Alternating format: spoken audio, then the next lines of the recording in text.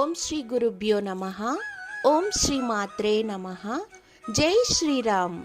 జనవరి 22 మన అయోధ్యలో రామయ్య తండ్రి యొక్క ప్రాణ ప్రతిష్ఠ జరిగిన వైభోగంగా అందరికీ శుభాకాంక్షలు తెలియజేస్తున్నాను. ఈ ఫిబ్రవరి మాసంలో రాశి ఫలాలు ఎలా ఉన్నాయో తెలుసుకుందామా? మరి ఫిబ్రవరి నెలలో కన్యా రాశి యొక్క ఫలితాల గురించి ఇప్పుడు మనం తెలుసుకుందాం. ఈ మాసంలో కన్యా రాశిలో ఉండే వారికి అనుకూలమైన ఫలితాలు అనేటివి ఉంటాయి.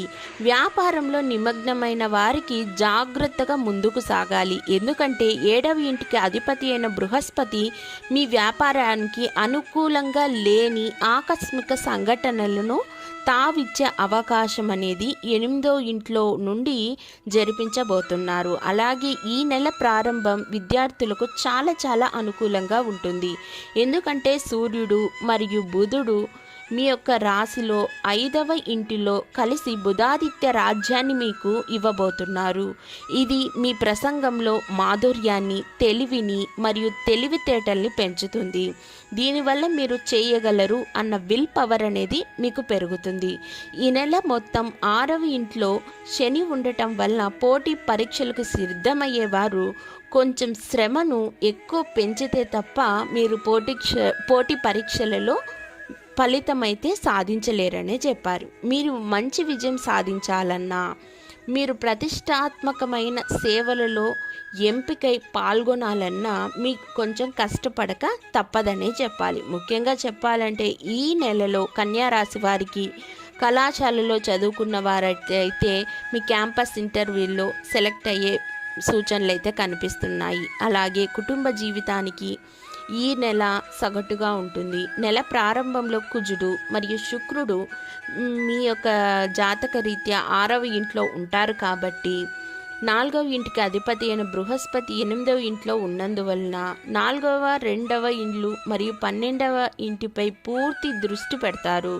కన్యా రాశి వారికి ఈ మాసంలో ప్రేమ సంబంధం ఉన్నట్లయితే నెల ప్రారంభంలో కొంచెం అనుకూలంగా ఉంటుంది, కానీ కొంచెం ఇబ్బందికరమైన వాతావరణం అయితే ఏర్పడబోతుందనే చెప్పాలి. సూర్యుడు మరియు బుధ గ్రహానికి ఉనికి మీకు ప్రియమైన వారికి తెలివైన మనస్సు మరియు శుభ ఆలోచనలు ఇస్తుంది. ఫిబ్రవరి 12న 5వ ఇంట్లో శుక్రుడి కదలిక మరియు 5వ ఇంట్లో కుజుడి కదలిక మీ సంబంధ బాంధవ్యాలను ముందుకు తీసుకువెళ్ళడానికి, పెళ్లి విషయాల్లో మీకు మంచి అనుకూలమైన వాతావరణం ఏర్పడడానికి చాలా అనుకూలంగా ఉందనే చెప్పాలి. ఈ నెలలో చెప్పాలంటే ఆరోగ్యపరమైన విషయం పట్ల కొంచెం జాగ్రత్త అనేది చాలా అవసరం. శని 6వ ఇంట్లో ఉంటారు.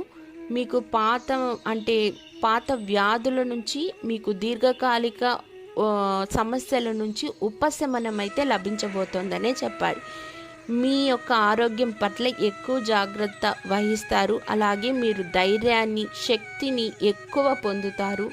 భగవంతుడి యొక్క అనుగ్రహం అనేది మీ పట్ల ఎక్కువగా ఉంటుంది. కాబట్టి ప్రతి గురువారం అరటి చెట్టుకు పూజ చేయడం, గురువారం సాయిబాబా, దత్తాత్రేయ స్వామి, రాఘవేంద్ర స్వామి, అలాగే దక్షిణామూర్తికి లేదా గురుగ్రహానికి అభిషేకం చేయించడము, శనగల మాల ఇవ్వటము, పసుపు పువ్వులు ఇవ్వటము, గురువు గారికి అర్చన చేయించుకోవడమో లేదా గురువుకి శాంతి చేయించడమో, ఇలా ఏ పని చేసినా మీకు చాలా మంచి అవకాశాలు వచ్చి ఉన్నతమైన పదవులు సాధించి కుటుంబంలో పేరు ప్రఖ్యాతులు రావడానికి మీ జీవితంలో చాలా అనుకూలమైన సమయంగా ఈ ఫిబ్రవరి నెల నిలిచిపోతుంది.